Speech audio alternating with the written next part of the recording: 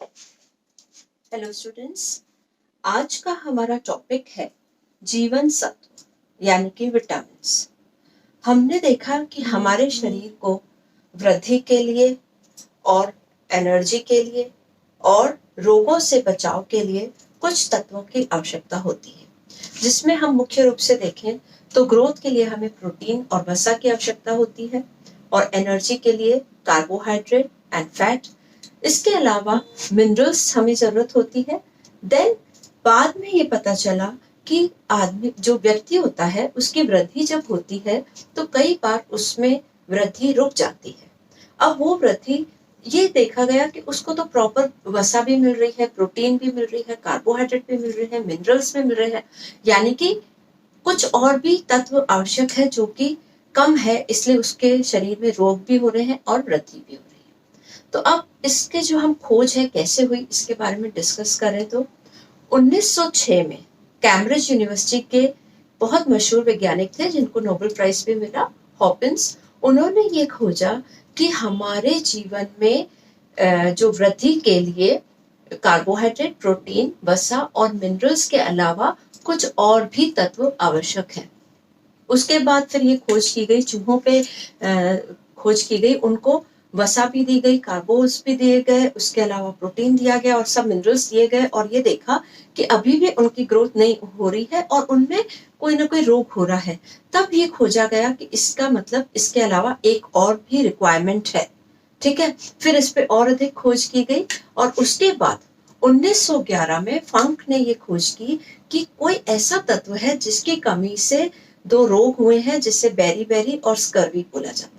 अब ये तो तत्व कौन से हैं, इस पे वापस खोज की गई और उसके बाद 1916 में फिर खोज की गई और इसके बारे में अधिक जानकारी प्राप्त की उन्होंने कि जो ये बेरी बेरी है ये रोग किसकी कमी से हो रहा है। और फिर आगे हम देखें तो 1918 में विटामिन ए की खोज की गई, 1922 में स्कर्वी की कमी विटामिन सी से होती है इसका पता चला और बाद में विटामिन डी की भी खोज की गई।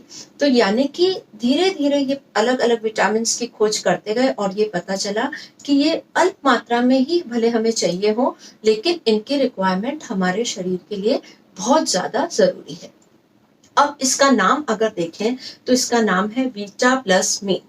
वीटा मतलब होता है जीवन और मीन मतलब नाइट्रोजन, यानी कि जो ये एक ऐसा पदार्थ जिसमें कि नाइट्रोजन होता है और जो हमारे जीवन के लिए आवश्यक है। तो जीवन plus nitrogen, that's vita plus amine, that is vitamin. इस तरह से इस जीवन सत्व का नाम विटामिन पड़ा। ठीक है, अब विटामिन क्या होता है?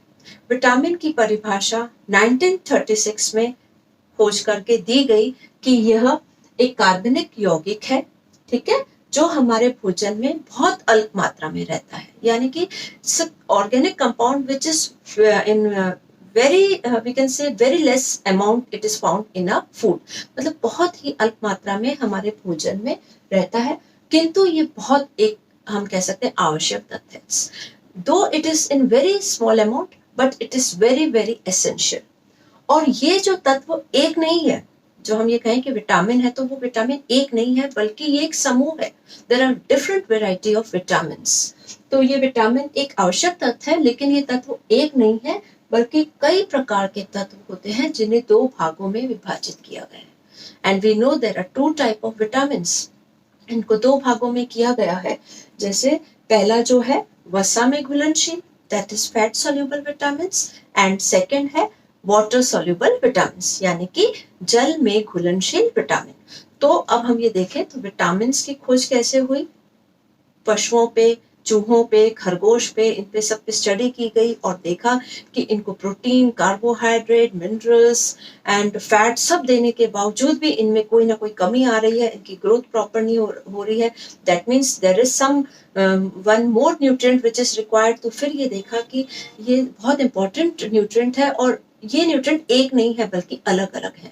अगर हम आज देखें तो विटामिन सी की कमी से स्कर्वी हो रहा है, विटामिन ए की कमी से अलग डिसीज हो रही है, एंड जैसे नाइट ब्लाइंडनेस होता है उसी तरह से विटामिन बी की कमी से बेरी बेरी होता है। तो हर तत्व की अपना अपना महत्व है। अब इसी के आधार पे इनको दो में बांटा गया है कि वो विटामिन जो कि पानी में घुलनशील है और वो विटामिन जो कि जल में घुलनशील है। तो जल में जो घुलनशील विटामिन है हम उनकी पहले डिस्कस करते हैं। जल में घुलनशील विटामिन कौन से होते हैं? विटामिन बी, यानी विटामिन बी हम पढ़ेंगे, बहुत सारे होते हैं, पूरा एक समूह होता है, और विटामिन सी। उसी तरह से अगर हम वसा में घुलनशील विटामिन की बात करें तो वो होता है vitamin A, vitamin D, vitamin E and vitamin K. ठीक है, तो now we will discuss about, first हम पढ़ेंगे जल में घुलनशील विटामिन। जल में घुलनशील यानी कि आप वो फूड को जब जल में कुक कर रहे हो तो वो विटामिन जल में मिल जाता है। फर्स्ट इसकी विशेषताएं, जल में घुलनशील विटामिन की क्या विशेषताएं है? शरीर में अधिक मात्रा में जमा नहीं हो पाता, because it is water soluble.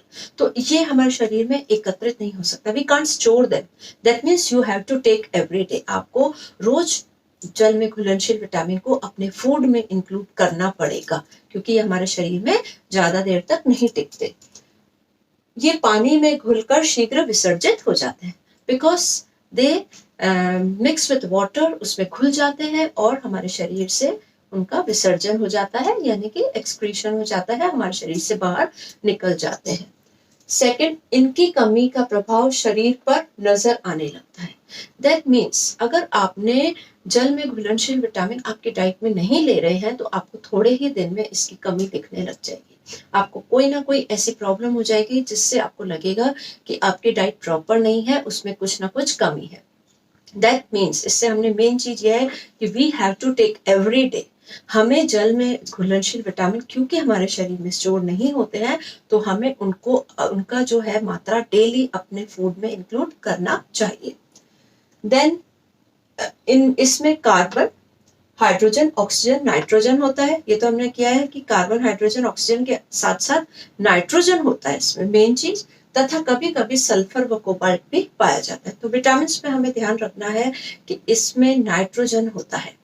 Carbon, hydrogen, oxygen तो होता ही है, पर साथ में इसमें नाइट्रोजन होता है मेन, एंड इसके अलावा सल्फर और कोबाल्ट भी पाया जाता है। एंड नाउ जल में घुलनशील विटामिन कौन कौन से होते हैं?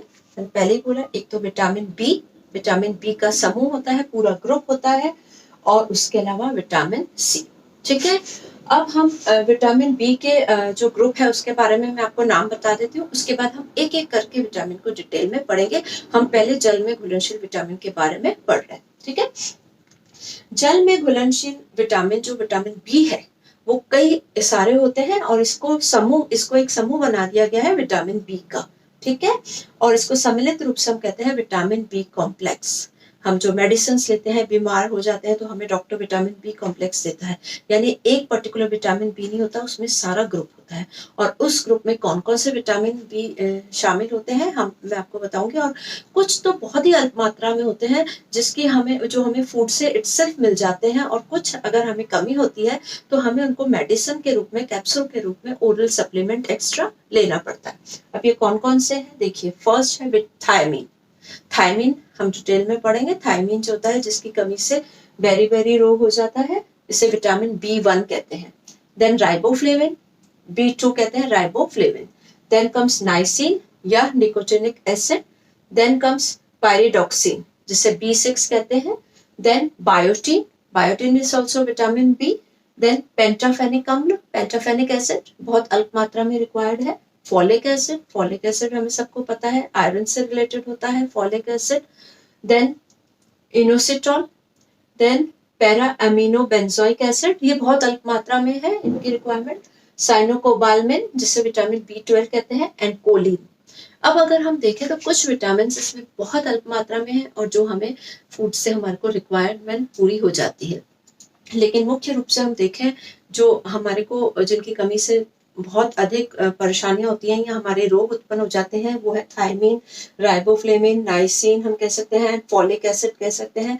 ये 3-4 विटामिन जो है इनको हमें फूड के अलावा कई बार एक्स्ट्रा डाइट में लेना पड़ता है in the form of your tablets. ठीक है, अब हम देखेंगे डिटेल में, हम पढ़ेंगे नेक्स्ट जो है थायमीन। हम एक एक विटामिन बी कॉम्प्लेक्स का जो ग्रुप है उसमें से जो मेन हमारे इंपॉर्टेंट विटामिन है उनको मैं आपको डिटेल में समझाऊंगी कि उनकी कमी से क्या होता है और उनकी रिक्वायरमेंट आप कौन से फूड से पूरे कर सकते हो। Thank you.